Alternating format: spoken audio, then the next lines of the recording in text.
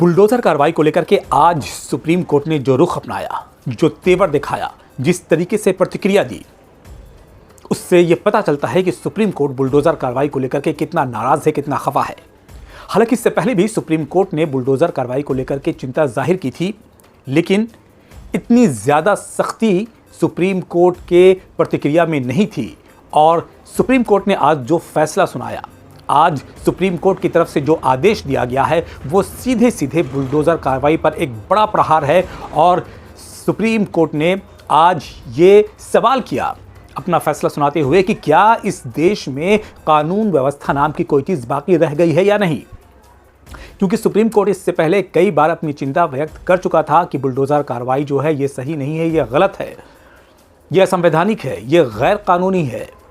लेकिन उसके बावजूद देखा जा रहा था कई जगहों पर बुलडोजर कार्रवाई हो रही थी, जिस तरीके से वो चलती आ रही थी, बिना किसी को दोषी माने हुए आप ही जो है कोर्ट बन जाओ, आप ही जो है वकील बन जाओ, आप ही जो है जज बन जाओ, फैसला भी सुन लो और फैसला सुना भी दो और कार्रवाई हो भी जाए।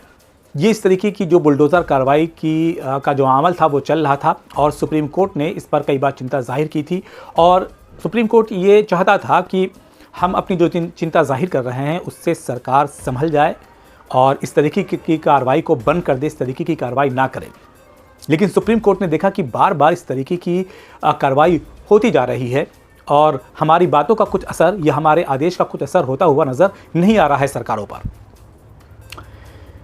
आज सुप्रीम कोर्ट ने बड़ा कड़ा रुख अपनाया और इस मामले में जो याचिकाकर्ता थे और जिन लोगों के घर को तोड़ा गया था, तकरीबन 5 से 6 परिवार थे, 5 से 6 घरों को तोड़ा गया था, उन तमाम लोगों को 10-10 लाख रुपए मुआवजा देने का आदेश दिया है सुप्रीम कोर्ट ने। ये बहुत बड़ी बात है और कहा है कि ये पूरी तरीके से असंवैधानिक प्रक्रिया है, असंवैधानिक अमल है।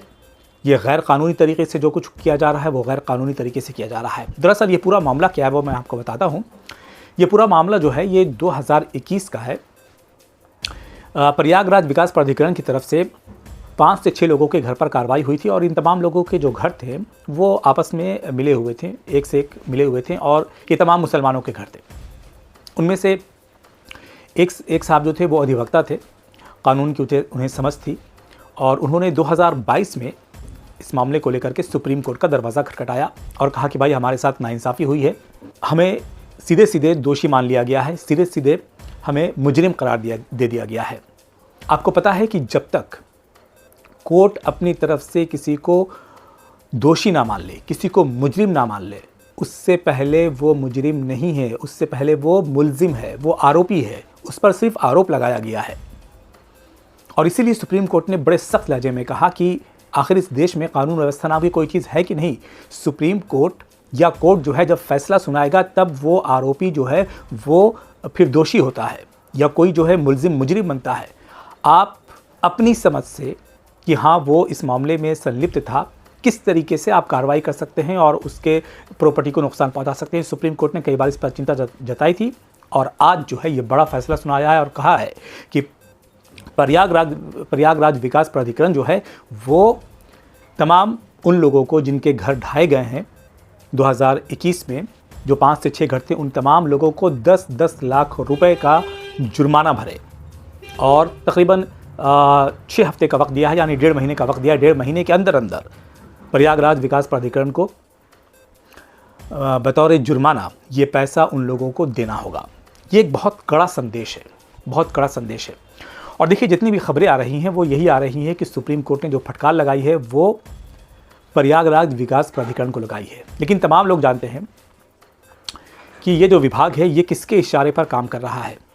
ये जो कोर्ट का जो संदेश था वो उस शख्स के नाम था जो कि बुलडोज़र बाबा के नाम से मशहूर है। आपको पता है कि योगी आदित्यनाथ उत्तर प्रदेश के जो मुख्यमंत्री हैं वो बुलडोज़र बाबा के नाम से मशहूर हैं। और कई जगहों पर आपने देखा होगा कि जब वो चुनाव के दौरान प्रचार प्रसार के लिए कहीं जाते थे तो उनका स्वागत बुलडोज़र की लाइनों को लगा करके, बुलडोज़र को कतार में लगा करके उनका स्वागत किया जाता था।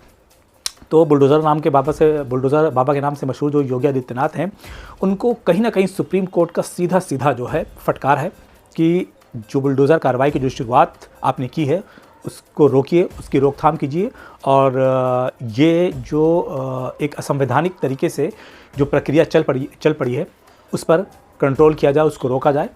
और अब देखना ये होगा कि सुप्रीम कोर्ट के इतने सख्त लहजे के बाद और इतने सख्त तेवर के बाद अब क्या बुलडोज़र की कार्रवाई आगे होती है या नहीं।